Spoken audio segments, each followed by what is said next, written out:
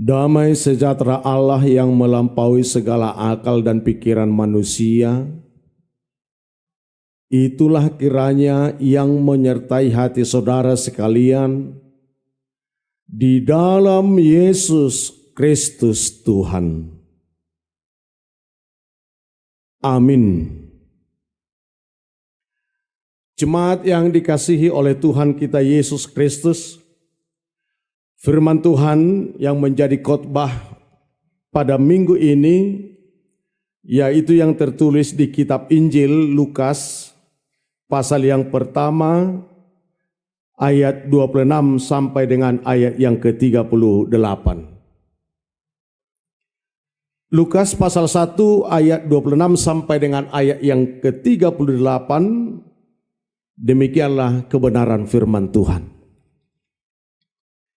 Dalam bulan yang ke-6, Allah menyuruh malaikat Gabriel pergi ke sebuah kota di Galilea bernama Nazaret, kepada seorang perawan yang bertunangan dengan seorang bernama Yusuf dari keluarga Daud. Nama perawan itu Maria. Ketika malaikat itu masuk ke rumah Maria, ia berkata, "Salam, hai engkau yang dikaruniai, Tuhan menyertai engkau." Maria terkejut mendengar perkataan itu, lalu bertanya di dalam batinnya, "Apakah arti salam itu?" Kata malaikat itu kepadanya, "Jangan takut, hai Maria, sebab engkau beroleh kasih karunia di hadapan Allah. Sesungguhnya engkau akan mengandung dan akan melahirkan seorang anak laki-laki, dan hendaklah engkau menamai dia Yesus. Ia akan menjadi besar dan akan disebut Anak Allah yang Maha Tinggi. Dan Tuhan Allah akan mengaruniakan kepadanya tahta Daud, bapa leluhurnya. Dan ia akan menjadi raja atas kaum keturunan Yakub sampai selama-lamanya, dan kerajaannya tidak akan berkesudahan." Kata Maria kepada malaikat itu, "Bagaimana hal itu mungkin terjadi? Karena aku belum bersuami." Jawab malaikat itu kepadanya, "Roh Kudus akan turun atasmu, dan kuasa Allah yang Maha Tinggi akan menaungi engkau. Sebab itu anak yang akan kau lahirkan itu akan disebut kudus, anak Allah. Dan sesungguhnya Elisabet, sanakmu itu, ia pun sedang mengandung seorang anak laki-laki pada hari tuanya. Dan inilah bulan yang ke-6 bagi dia, yang disebut mandul itu. Sebab bagi Allah tidak ada yang mustahil." Kata Maria, "Sesungguhnya aku ini adalah hamba Tuhan. Jadilah padaku menurut perkataanmu itu." Lalu malaikat itu meninggalkan dia. Sampai di situ pembacaan firman Tuhan. Bapak, Ibu, anak-anak kami, saudara-saudara sekalian yang bersekutu pada ibadah minggu ini, satu kata yang sangat bernas dari evangelium ini atau dari Injil ini, yaitu kata beroleh kasih karunia. Beroleh kasih karunia. Dalam bahasa Bataknya disebut dapotan asineroha. Bagaimanakah orang yang beroleh kasih karunia? Siapakah orang yang berhak untuk mendapatkan kasih karunia? Apakah orang itu terbatas untuk mendapatkan kasih karunia? Atau semua umat yang bisa berkenan, berhak untuk mendapatkan kasih karunia? Ini menjadi pergumulan bagi kita semuanya. Tapi untuk lebih jelasnya saya memulai pertanyaan ini dengan perjalanan kisah kehidupan saya. Setelah saya menikah, setelah menikah itu terus mendapat pergumulan yang sangat serius. Secara pribadi, saya sangat serius dalam pergumulan itu. Karena apa? Setelah saya menikah, terus saya pikirkan pada waktu anak-anak, pada waktu pertumbuhan saya beberapa kali jatuh dari pohon. Biasalah kalau di kampung, mana pohon yang berbuah, ya sepertinya itu bukan namanya mencuri. Biarpun itu milik orang lain, nampaknya itu adalah milik kita bersama. Padahal itu katanya sudah mencuri. Yang punya pohon itu, yang punya buah itu, ya bisa marah dengan kita. Saya ingat-ingat 1, 2, 3 kali, bahkan waktu bermain pun saya pernah jatuh. Dan saya bisa bayangkan bahwa pinggang saya ini sudah patah beberapa kali. Berarti saya berpikir, ya saya ini mungkin laki-laki yang tidak sehat, yang tidak mungkin berketurunan lagi. Itu yang pertama. Yang kedua, setelah saya mulai belajar masa muda, saya pernah belajar karate, pencaksilat, kungfu, dan lain sebagainya. Dan termasuk juga ilmu duniawi. Supaya kita mendapatkan kekuatan pertahanan. Dan saya ingat-ingat juga, ternyata orang yang memiliki kekuatan-kekuatan duniawi, itu kebanyakan tidak memiliki keturunan. Saya mulai takut. Gimana ini nanti? Saya tidak akan memiliki keturunan. Padahal saya anak pangwaran, anak pertama. Gimana nanti ini? Dan yang ketiga, Bapak Ibu Saudara dan anak-anak kami. Yang ketiga menjadi pergumulan serius bagi saya. Karena saya termasuk pangoli pengantin yang lama menikah. Umurnya sudah melewati kepala 3. Saya kurang tahu ada di sini yang menikah melewati kepala 3, bukan kelapa ya, kepala 3. Jadi katanya saya sudah mulai tua, dan waktu saya berkenalan dengan calon mertua saya, maka calon mertua saya bilang, Buru, putriku, lihat dulu. Katanya itu mau calonmu, kayaknya sudah seperti bapak-bapak, kayaknya sudah tua. Padahal sekarang saya juga masih terasa masih muda. Tapi itulah kejadian pada waktu itu. Karena saya lama menikah, saya berpikir juga begini, secara realitas, kalau benih bawang kita gantungkan, kita tunggu, kalau lebih dari 3 bulan, maka bawang itu akan semakin kisut. Ya. Jadi tidak bagus lagi buahnya. Saya bayangkan juga begitu, buah dari saya itu mungkin sudah usang, mungkin sudah hata-bataknya disebut habangan, tidak begitu bisa juga bernas begitu bagus, bibirnya tidak bagus, maka saya ketakutan. Itu yang ketiga, dari pribadi saya. Yang keempat, dari pribadi istri saya. Setelah kami menikah, cerita tentang sekolah, ternyata istri saya itu jurusan kimia. Karena saya tahu bagaimana dampak kimia ini sangat bisa merusak organ-organ tubuh manusia. Saya semakin stres.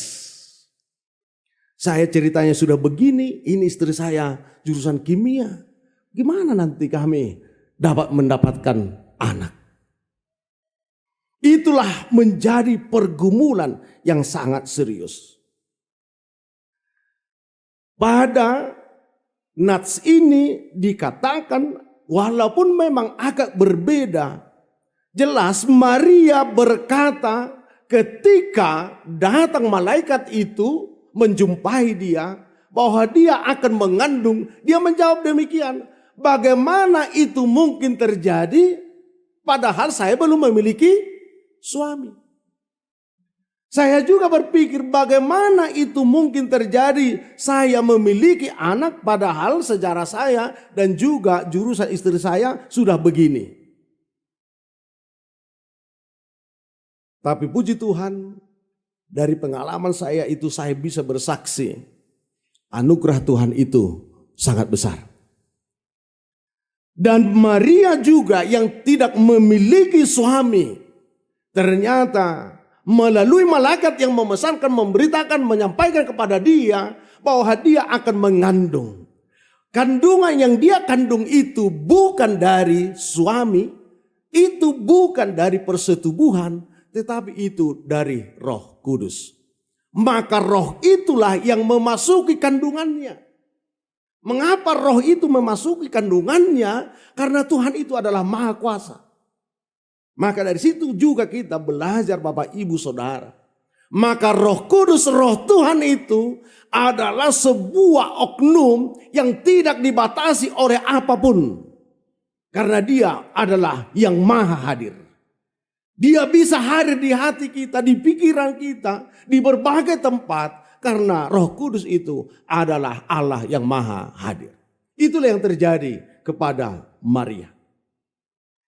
Dan ada jawaban yang sangat menyentuh hati dan perasaan. Ketika malaikat itu telah berpesan kepada Maria. Walaupun di awalnya dia berkata bagaimanapun itu bisa terjadi. Bagaimana itu mungkin terjadi bagi saya. Tetapi Maria berkata, karena saya ini adalah hamba, karena saya ini adalah hamba Tuhan, maka dia berserah. Semoga itu terjadi pada diri saya. Dan itulah yang terjadi. Bapak, Ibu, anak-anak kami. Dalam ayat ini satu ungkapan pada ayat yang ke-37 disebutkan. Sebab bagi Allah tidak ada yang mustahil. Sebab bagi Allah tidak ada yang mustahil. Bagi Allah itu mungkin. Walaupun bagi kita tidak mungkin. Pikiran saya berkata, rasanya saya tidak memiliki keturunan lagi. Tetapi bagi Tuhan jadi mungkin. Tapi kalau kita lihat lagi Bapak Ibu Saudara anak-anak kami. Banyak juga dan ini harus menjadi pergumulan bagi kita. Banyak juga. Ada juga keluarga kita, famili kita, anak kita. Yang sudah berusaha, sudah beberapa lama berkeluarga. Tetapi belum mendapatkan keturunan. Seperti sanak saudara dari Maria yang bernama Elisabeth. Yang sudah tua tidak memiliki anak. Bahkan karena sudah tua, sudah disebut dia mandul, nungahol. Dia tidak akan mendapatkan keturunan lagi. Ternyata ketika Roh Kudus menjumpai Maria, Elisabeth sudah mengandung 6 bulan. Maka tidak ada yang mustahil bagi Tuhan. Dan ini adalah seruan iman bagi saudara-saudara kita. Anak-anak Tuhan dimanapun berada. Yang merindukan anak. Marilah kita tetap berharap. Walaupun mungkin sudah pada umur usia tua. Karena bagi Tuhan itu tidak ada yang tak mustahil. Karena bagi Tuhan itu semuanya dimungkinkan dan dibukakan jalan. Supaya firman ini menjadi firman yang hidup bagi kita, maka kitalah yang menghidupkan. Ibaratnya Bapak Ibu Saudara, kalau sudah ada kompor masak di rumah, ada gasnya, ada LPG-nya, kalau kompor masak itu tidak dihidupkan dengan gasnya, maka kita tidak bisa memasak. Walaupun firman Tuhan itu, kita memiliki Alkitab, sudah ada di depan kita. Kalau firman itu tidak kita hidupkan, maka itu tidak akan hidup. Dari situ firman Tuhan ini dihidupkan bagi kita. Sebagaimana firman itu hidup di dalam Elizabeth, demikian juga firman itu hidup berbuah di kandungan Maria. Maka jemaat Tuhan juga dihidupkan melalui firman Tuhan, melalui pengharapan imannya. Supaya firman ini berguna dan bermanfaat bagi kita. Karena ternyata kita boleh beroleh kasih karunia. Jemaat Tuhan yang terkasih. Sebagai pokok-pokok dari khotbah ini, saya sampaikan yang pertama, berikanlah hidupmu dipenuhi oleh Roh Kudus. Sesuai dengan topik minggu yang diaturkan bagi kita adalah engkau beroleh kasih karunia Allah. Dapotan asini roha doho di debata. Kita mendapatkan kasih karunia dari Allah. Kasih karunia itu adalah buah Roh Kudus. Karena gereja adalah buah Roh Kudus. Siapakah yang mendirikan gereja? Pada kitab Kisah Rasul disebutkan yang mendirikan gereja itu adalah Roh Kudus. Turunnya Roh Kudus itu menjadi awal berdirinya gereja. Logika saya juga berpikir begini, bagaimana di Longat ini bisa berdiri gereja? Maka kita juga harus membuktikan apakah benar ayat yang ke-37 itu, bagi Allah tidak ada yang mustahil? Benarkah demikian? Yang pertama harus saya katakan benar. Saya ini adalah yang tidak ada menjadi ada. Saya tidak ada 50 tahun yang lalu. Tetapi saya ada. Mungkin Bapak Ibu dan anak-anak kami, kamu belum tentu ada beberapa tahun yang lalu. Tapi semuanya mungkin bagi Tuhan. Dimungkinkan. Mungkin saudara bisa mengingat tanggal lahirnya. Benar bukan? Bisa diingat tanggal lahirnya? Tapi siapakah bisa mencatat kapan dia bisa menjadi manusia di perut, di rahim ibunya? Ada yang bisa mencatat? Mungkin saya kurang tahu juga dengan bayi tabung, program bayi tabung, apakah itu bisa mencatatkan kapan dia bisa terjadi di bayi tabung itu menjadi bayi? Itu pun saya belum tahu. Tapi yang tidak kita tahu menjadi tahu, itulah yang mungkin bagi Allah. Dan itu sudah terjadi melalui hidup kita. Yang tidak mungkin gereja ini bisa berdiri.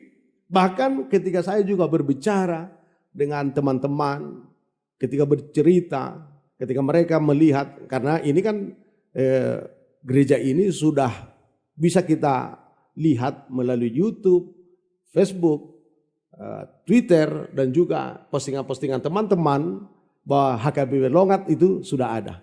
Maka banyak bertanya, kapan itu HKBP Longat ada? Kapan itu? Ya memang tidak mungkin bagi saya.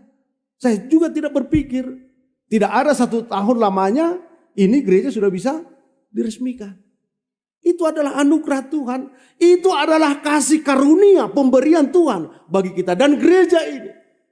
Dan saya juga berpikir bagaimana kita bisa mendapatkan kesempatan untuk mengisi ibadah online melalui Nusantara TV. Yang bagi saya tidak mungkin lagi. Karena saya sudah punya kesempatan untuk mengisi ibadah itu waktu di Said Nihuta bersama adik saya ini yang ganteng. Hari ini kita ada bersama-sama juga di sini. Ini adalah anugerah kasih karunia Tuhan. Maka saksikanlah itu, apa yang terjadi dalam kehidupan kita ini adalah buah kuasa Roh Kudus. Itu yang pertama yang menjadi pokok dari firman ini. Yang kedua, ternyata kita berharga di dalam kerajaan Tuhan. Kita berharga. umat itu berharga. Kerajaan Tuhan itu berharga. Maka Allah melalui Maria membuat sebuah kerajaan yang kekal namanya. Karena pemimpin mereka adalah raja yang kekal. Bukan raja yang periodik seperti raja-raja kita. Seperti pemimpin-pemimpin kita yang adalah pemimpin-pemimpin yang periodik. Tapi raja kita itu adalah raja yang kekal. Yaitu Yesus Kristus. Di mana dia akan memerintah dari selama-lamanya sampai selama-lamanya. Bagi manusia itu tidak mungkin. Tapi bagi Allah itu menjadi mungkin. Maka percayalah kepada Tuhan Yesus. Percaya kepada Tuhan Yesus. Dia adalah raja kita. Dia adalah Tuhan kita. Maka kita juga sebagai anak-anaknya berharga di mata Tuhan. Karena kita berharga di mata Tuhan, jadilah menjadi hamba yang setia dan taat seperti Maria. Maria itu taat melakukan perintah Allah melalui malaikat-malaikat itu. Kadang kita Bapak Ibu Saudara, kalau bukan pendeta resort, memerintahkan kadang setengah hati. Itu pun pendeta resort juga masih setengah-setengah dari setengah hati. Mari lakukan pekerjaanmu itu, pekerjaan kita itu, pekerjaan sebagai anak-anak Tuhan. Sebagai hamba Allah. Karena itu akan mendapatkan berkat yang luar biasa. Seperti Maria yang taat dan setia. Itu pokok yang kedua. Pokok yang ketiga. Semoga dan doa kita. Masih ada jemaat Tuhan dimanapun berada. Keluarga kita seperti Elizabeth. Yang mungkin pada masa kini masih sangat kita rindukan seperti Elizabeth. Karena bagaimana Bapak Ibu Saudara? Mungkin bagi kita sekarang ilmu pendidikan itu lebih utama. Jadi kita menyekolahkan anak-anak kita itu sampai sekolah. Tidak hanya tamat SMA, S1, S2, S3. S1 sudah tamat belum menikah. Umurnya sudah mulai matang. Lanjut juga S2. Juga belum menikah. Lanjut sampai S3. Belum menikah. Sudah bekerja. Sudah dapat gaji. Sudah dapat strata yang memungkinkan dan layak. Tapi karena mungkin merasa berhutang kepada orang tua, mungkin juga merasa kurang banyak hartanya, dia tidak menikah. Sampai sudah umur yang bisa kita katakan tua, baru menikah. Maka saya yang sudah merasa tua menikah, selalu saya pesankan kepada anak-anak muda, jangan terlalu lama baru menikah. Nanti entar kamu seperti Elizabeth, disebut sudah tua dan susah mendapatkan keturunan anak. Padahal kita sangat merindukan keturunan dan anak. Maka kita sebagai umat beriman merindukan dan mendoakan, mana tahu di mana dekat dengan kita atau jauh dengan kita masih ada anak-anak Tuhan yang belum mendapatkan keturunan. Mungkin sama seperti dengan Elizabeth sampai masa tuanya. Semua dengan doa kita, dengan firman ini, mereka melalui kuasa Tuhan, rahimnya digerakkan dan mereka mendapatkan keturunan. Itu yang pokok yang ketiga. Yang keempat, anak muda ingatlah bertunangan. Ini juga untuk anak muda ya. Nah, anak muda ingat bertunangan. Yosef dia ingat bertunangan dengan Maria. Dan tunangannya itu dia pupuk, dia jaga. Walaupun mungkin ya sebagai orang Kristen, sebagai orang Batak atau mungkin suku-suku yang lain menikah itu atau kawin di luar nikah atau menikah tidak dilayani dengan pelayanan gereja, itu bisa memalukan, itu bisa aib. Mungkin bagi kita juga berpikir apa yang terjadi bagi Maria itu ya aib. Masa dia bisa mengandung tanpa ada suami? Tapi karena Yosef adalah anak muda juga yang setia dan taat kepada perintah Tuhan, maka dia tidak membawa rasa malunya itu. Setelah itu dia menikahi Maria. Apa yang mau kita katakan? Banyak hal-hal yang terjadi di luar pikiran norma yang kita pikirkan, yang kita lakukan. Tapi melalui firman ini sebagai anak-anak Tuhan dan juga anak-anak muda, bertunanganlah.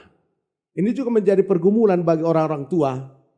Sudah dirindukan anaknya, putrinya untuk menikah. Kalau ditanya, sudah ada calonmu? Sudah ada tunanganmu? Belum ada. Kapan?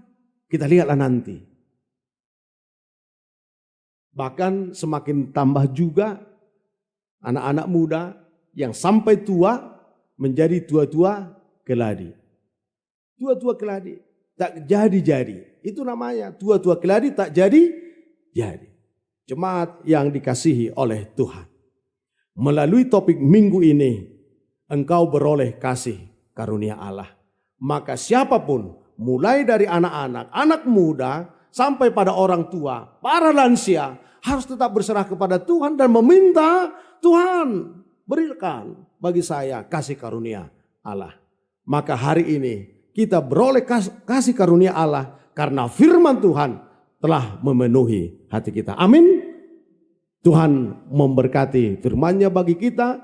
Hidupkanlah firman-Nya supaya firman itu berbuah di dalam hidupmu. Amin. Kita berdoa.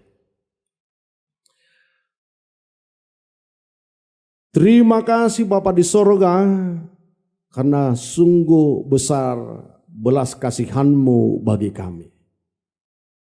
Jika firman ini kami dengar, kami hidupi, bukan hanya Maria yang beroleh kasih karunia daripada Tuhan. Bukan hanya Elizabeth yang beroleh kasih karunia daripada Tuhan. Hidup kami ini juga adalah belas kasih karunia daripada Tuhan. Engkau telah menjadikan kami melalui orang tua kami yang tidak ada menjadi ada.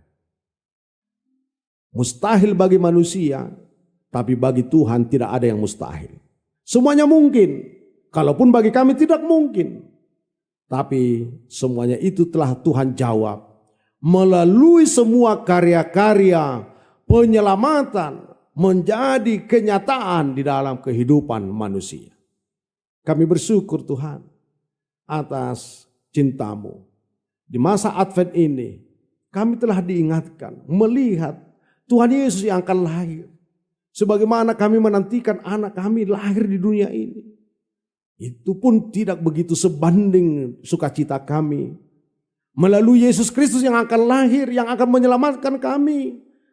Yang menyembuhkan kami, yang menghidupkan kami. Supaya kami menjadi orang yang percaya. Karena kami adalah orang berdosa. Kami akan ditebus dan akan diselamatkan.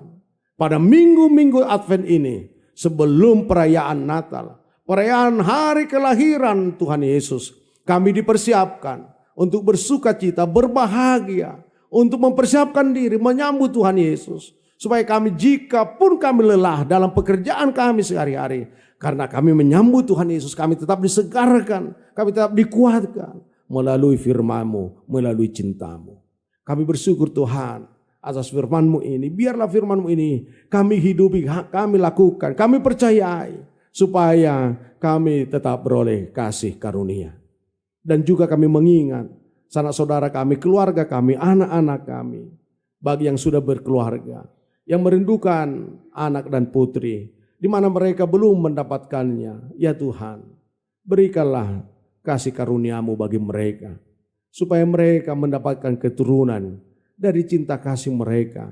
Melalui kuat kuasa firman Tuhan yang bekerja bagi mereka. Dan jika ada penghalang Tuhan, biarlah melalui kekuatan kuasa firman Tuhan dan dalam nama Tuhan Yesus Kristus, semua penghalang-penghalang berkat Tuhan itu dienyahkan. Jalan Tuhan, roh Tuhan yang memasuki kehidupan kami. Sebagaimana rahim Maria dibuahi oleh cinta kasih Roh Kudus, demikian juga hidup kami dibuahi cinta kasih oleh Tuhan. Bapa kami yang di sorga, banyak orang-orang yang bergumul dalam perjalanan kehidupannya. Tuhan tolong mereka supaya mereka mendapatkan pencerahan, kekuatan daripada cinta kasih-Mu. Tuhan sembuhkan mereka Tuhan yang dalam sakit penyakit, supaya mereka mendapatkan sukacita pada masa-masa Advent Natal dan menyambut tahun baru. Mereka juga disembuhkan, mendapatkan sukacita, penghiburan yang daripada Tuhan. Ya Bapa yang baik, kuatkanlah mereka. Biarlah juga doa-doa umat-Mu ini punya kekuatan untuk memberikan sukacita bagi mereka yang kami doakan. Kami bersyukur Tuhan atas pekerjaan kami. Kami juga kadang lupa bersyukur atas pekerjaan kami. Kadang kami hanya berkeluh kesah jika kami lelah. Ternyata lebih lelah juga orang yang tidak mendapatkan pekerjaan. Maka dengan demikian kami yang beroleh pekerjaan yang dimanapun itu, yang layak berkenan di hadapan Tuhan, kami mensyukurnya. Dan kami akan tetap tekun bekerja, karena kami adalah anak-anak Tuhan, harus bekerja dan harus berkarya. Kami bersyukur Tuhan atas ibadah yang kami lakukan. Biarlah minggu ini menjadi minggu yang penuh kasih karunia yang daripada Tuhan. Karena Tuhan adalah Allah kami yang hidup, maka kami bersyukur. Terima kasih Tuhan atas semua anugerah-Mu. Biarlah kekuatan dari firman Tuhan memberi spirit, memberi semangat kekuatan iman kami untuk melanjutkan kehidupan kami. Kami tidak akan berlelah untuk bersyukur kepada Tuhan. Kami tidak akan putus asa apapun yang menerpa kehidupan kami. Tapi kekuatan firman Tuhan akan menghidupkan kembali dan membawa kami menuju jalan keselamatan. Dan pada akhirnya kami memuji Engkau karena kami adalah anak-anak yang diselamatkan oleh Tuhan. Amin.